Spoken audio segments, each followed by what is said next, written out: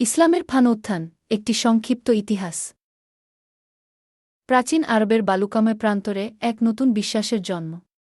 জানতে চান সেই বিশ্বাসের পেছনের গল্প? এই ভিডিওতে আমরা ইসলামের উৎপত্তির ইতিহাস জানব। ইসলামের পূর্বে আরব ছিল বহুঈশ্বরবাদী। বিভিন্ন গোত্রে বিভক্ত সমাজে প্রচলিত ছিল বাণিজ্য ও সংস্কৃতি বিনিময়। রাজনৈতিক অস্থিরতা ছিল নিত্যনৈমিত্তিক ঘটনা। মুহাম্মদ সল্লাল্লাহু আলাইহি ওয়াসাল্লাম ছিলেন একজন সৎ ও বিশ্বাসযোগ্য মানুষ। হেরা গুহায় তিনি প্রথম ওহী লাভ করেন।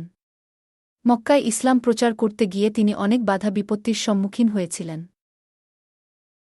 মক্কার কুরাইশদের অত্যাচারের কারণে মুসলমানরা মদিনায় হিজরত করতে বাধ্য হন।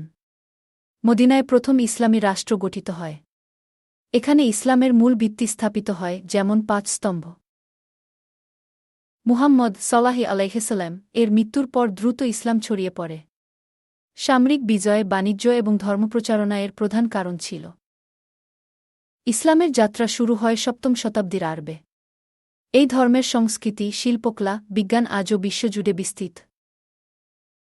ইসলাম সম্পর্কে আরও জানতে আমাদের চ্যানেলটি সাবস্ক্রাইব করুন এবং বন্ধুদের সাথে শেয়ার করুন। আপনার মূল্যবান মতামত কমেন্ট করে জানান।